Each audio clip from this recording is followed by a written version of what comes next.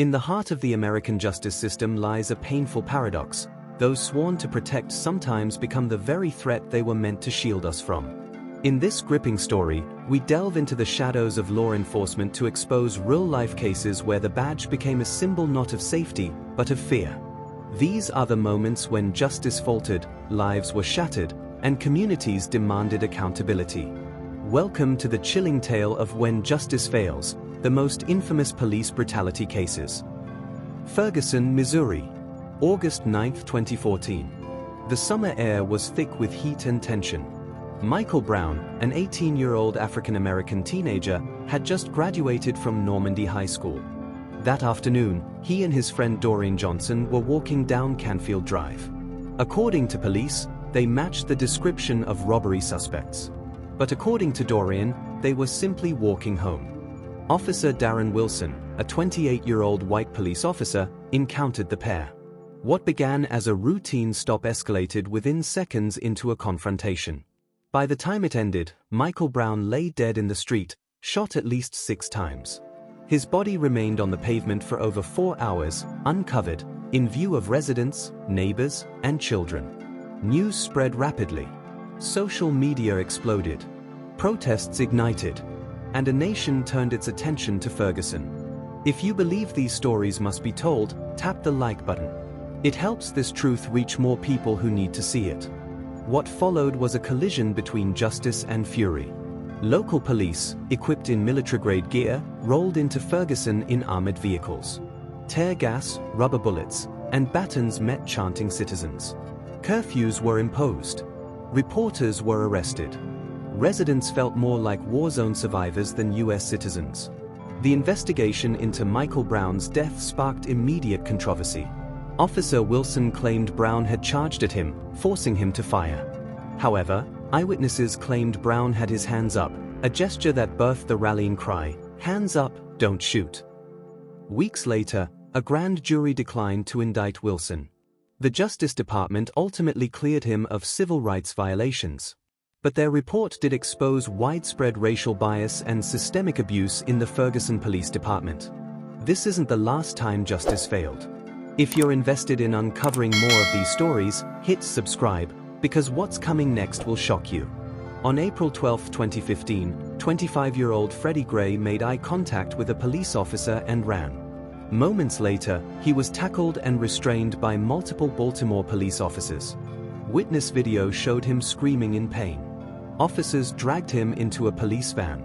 By the time he arrived at the station, Freddie's spinal cord was 80% severed.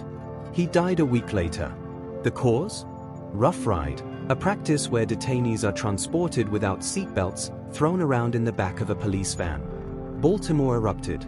Peaceful protests gave way to violent clashes. Stores burned. The National Guard was deployed. 6 officers were charged. The city watched, waiting for justice. State Attorney Marilyn Mosby led the prosecution, announcing charges including second-degree murder and manslaughter.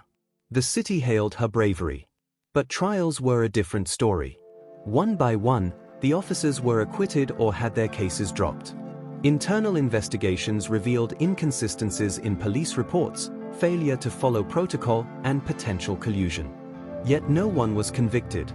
Many citizens believed justice had once again slipped through their fingers. Share this video with someone who still believes accountability is optional. These truths shouldn't fade into history. I can't breathe. These were the final words of 43-year-old Eric Garner, repeated 11 times as NYPD officer Daniel Pantaleo placed him in a chokehold on a Staten Island sidewalk. Garner, a father of 6, was being arrested for allegedly selling untaxed cigarettes. The encounter was caught on video. The world watched in horror. Garner was not resisting violently. The chokehold, banned by NYPD policy, was still used. After the takedown, officers stood around as he gasped for air. He was pronounced dead shortly after. A grand jury declined to indict Pantaleo. 5 years later, the NYPD finally fired him. But no criminal charges were ever filed. Minneapolis, Minnesota. May 25, 2020. The world stood still. George Floyd, a 46-year-old black man, was accused of using a counterfeit $20 bill. Officer Derek Chauvin knelt on Floyd's neck for 9 minutes and 29 seconds as bystanders begged him to stop. Floyd's final words, "I can't breathe," echoed across the globe. This time, it wasn't just outrage. It was a reckoning. Protests spanned all 50 states and over 60 countries. Streets flooded with marchers. Police departments were scrutinized. Budgets were debated. Reforms were proposed. The world demanded change. Tell us what you think in the comment section below. Has anything really changed since that day? Or are we repeating the same painful cycle? Unlike other cases, this time there was accountability. Derek Chauvin stood trial. 4 weeks, the courtroom showcased powerful testimony, bystanders, experts, and officers testifying against one of their own. In April 2021, Chauvin was convicted on all charges: second-degree murder, third-degree murder, and second-degree manslaughter. He was sentenced to 22.5 years in prison.